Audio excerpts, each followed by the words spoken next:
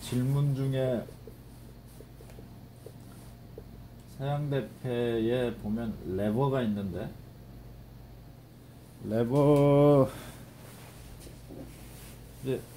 레버가 이겁니다. 이 레버가 있어가지고 이 대패날이 편출된 거, 그러니까 어느 한쪽이 더 많이 나왔을 때 그걸 조절을 해주게끔 되는데요.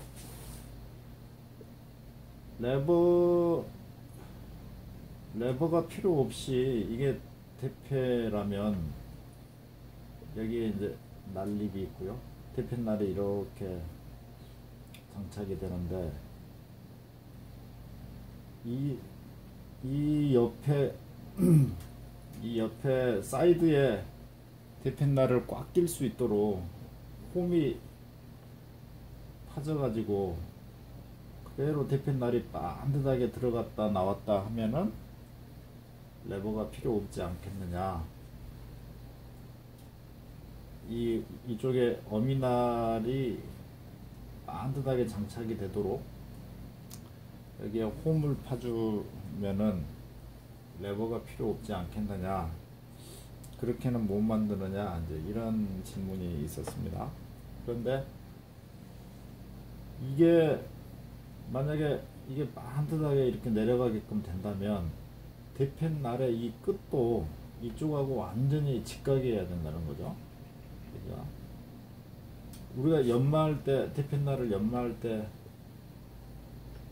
이렇게 돼 있으면은 여기를 완전히 완벽하게 직각으로 연마를 해야만이 이 좌우로 조절할 수가 없으니까요. 여기에 홈을 파버린다면은 직각으로 연마를 해야 되는데, 이 직각으로 연마하는 게 엄청 어렵습니다. 호닝 가이드에 물리고 하면 되지 않느냐 하는데, 어느 정도의 그 정밀은, 그 직각은 나와요. 호닝 가이드를 가지고 연마를 하면. 그렇지만은 우리 대패팝의 두께를 생각을 한다면, 대패팝의 두께가 뭐 일본 애들은 3미크론까지도 뽑아낸다고 하잖아요. 그 정도로 얇습니다. 3미크론이면은 1000분의 3이에요. 1000분의 3mm입니다. 그 1000분의 3미크론의 오차, 여기가 이 직각이 되는데 여기서 여기까지가 3미크론의 오차가 있어도 안 된다는 이야기죠. 3미크론을 뽑아내려면. 그래서 여기를 어미날이 반듯하게 좌우로 못 움직이게끔 반듯하게 들어갔다 나왔다 이렇게 하도록 홈을 파버리면, 그 정도로 이제 정밀하게 만드는 것도 어렵고, 그렇게 만들려면 이제 대패 가격이 확 인상이 돼버리겠죠. 더 비싸지고. 그렇게 만들었더라도 우리가 연마를 할 때 여기를 완벽하게 직각이 되게끔 연마하는 게 엄청나게 어렵다는 겁니다. 불가능한 건 아니겠지만, 왜? 그 오차가 3미크론 정도로, 이쪽이 이런 식으로 갈아서 이 3미크론 정도만 오차가 나더라도 대패팝은 이쪽은 많이 깎이고 이쪽은 안 깎이고 그렇게 돼버리겠잖아요. 그래서 여기에 레버를 둬가지고 날이, 설사 이렇게 우리가 연마를 할 때 어느 한쪽이 편갈기라고 그럽니다. 이거를 편갈기. 어느 한쪽이 더 많이 갈렸더라도 여기에 레버를 둬가지고 이 날을 좌우로 움직여서 날 끝이 바닥하고 평행이 되게끔 맞출 수 있도록 그렇게 해놓은 겁니다. 그래서 이렇게 어미날이 반듯하게 오르락 내리락 하도록 만드는 거는, 만드는 것도 어렵지만 우리가 날을 갈 때도 날 끝을 완전히 직각이 되게끔 갈아야 돼서 그것도 상당히 어렵다. 오히려 우리가 직각이 되게끔 날가는 게 훨 어려울 거예요. 그게 있고, 이제 턱대패를 한번 생각을 하면요, 그 날갈기 이야기가 나왔으니까 턱대패 보면은 이게 레빗입니다. 레빗 대패. 이 레빗은 턱을 만들기 위해서 이 옆면하고 날 가장자리가 반듯하게 일치가 돼야 돼요. 좌우가 일치가 돼야 되는데, 루번만 보더라도 공장에서 나올 때는 이렇게 만져보면 좌우가 딱 일치되게끔 만들어져 나왔어요. 손으로 만져보면은 그 간격이 딱 맞다는 겁니다. 그러니까 그림이 이렇게 옆이 이제 터져 있고 날이 장착이 되는데, 그 날이 이렇게 되면은 그 날이 정확히 이 폭하고 딱 맞게 이렇게 돼 있다는 겁니다. 날폭은 이제 맞아요. 날폭과 대패집의 폭은 맞는데, 어떤 문제가 있냐면 우리가 날을 갈 때 편갈기가 돼버립니다. 편갈기. 아까처럼 날이 이렇게 갈려버리기가 쉽다는 거예요. 턱대패는 이게 턱대패뿐만이 아니라 우리 일반 평대패도 아까 이렇게 편갈기가 되기 쉬우니까 레버라는 놈을 만들어 가지고 날 높이를 조정하도록 그렇게 배려를 했다고 말씀을 드렸잖아요.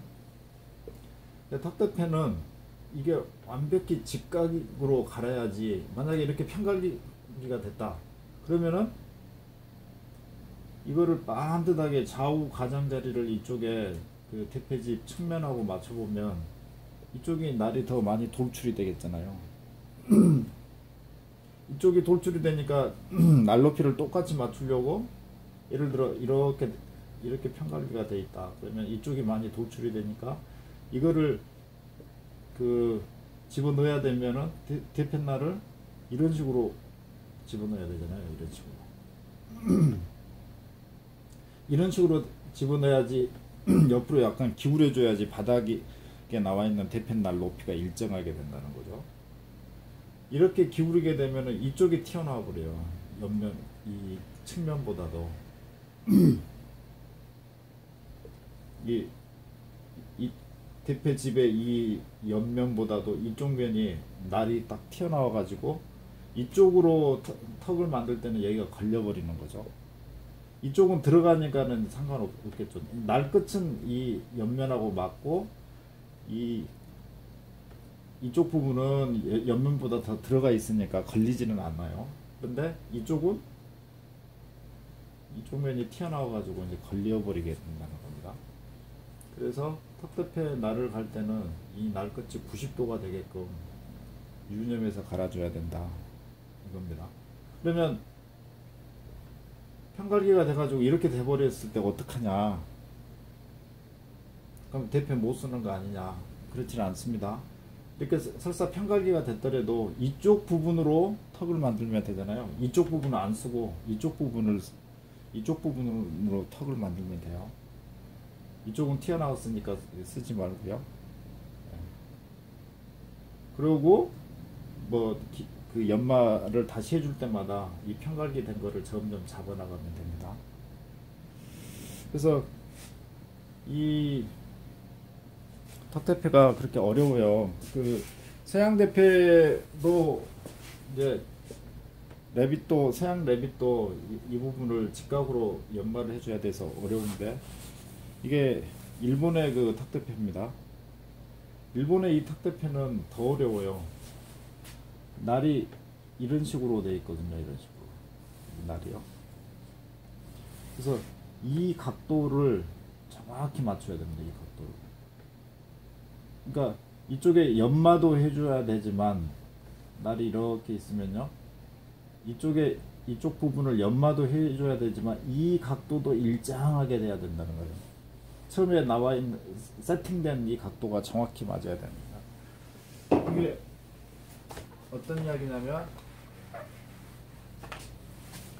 대패 집을 이렇게 바닥을 위로 가게끔 놓고 보면요,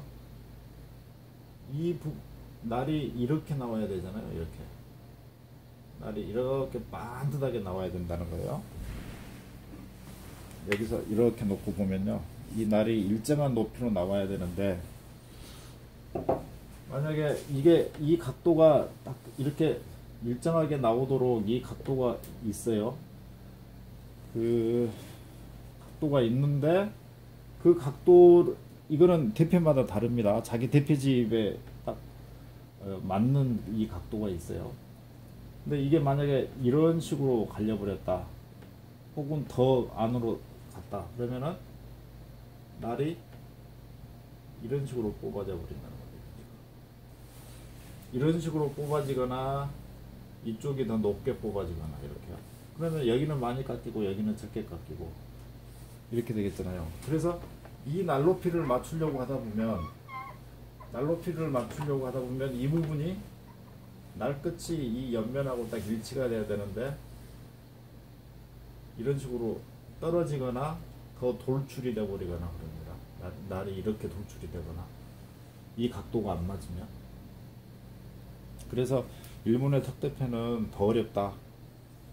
이 각도를 맞춰야 돼서 그게 가장 어려운 것 같아요. 일본식 그 턱대패는. 그래서 이제 일본 애들도 이 각도에 맞춰서 연마하는 게 어려우니까 이런 대패를 만들었습니다. 개량형 턱대패라고 그래가지고 날이 이렇게 되어 있어요. 이렇게 날 모양이 이렇게 되어 있습니다. 그래서 이쪽 가장자리는 딱 이렇게 맞춰놨고요. 그러니까 대패 날은 평대패죠. 이게 평대패인데 날 모양은 그 레빗대패처럼 이렇게 옆면은 다 맞게끔 이렇게 만들어 놨어요. 그래서 일본식은 이런 것과 이런 게 있고, 서양은 레빗대패라는 게 있고 한데, 턱대패에서 가장 어려운 거는, 서양 대패는 직각이 되게끔 연마를 하는 거, 일본 대패는 이 각도를 계속 유지시켜서 연마를 하는 게 어렵다. 개량형 턱대패도 마찬가지입니다. 여기가 평갈기가 돼버리면은 안 되겠죠. 만약에 이런 식으로 갈려버린다 그러면 가려면 안 되고, 이거 반듯하게 이렇게 갈려야 되겠죠. 그렇지만 이거보다는 더 쉽겠죠.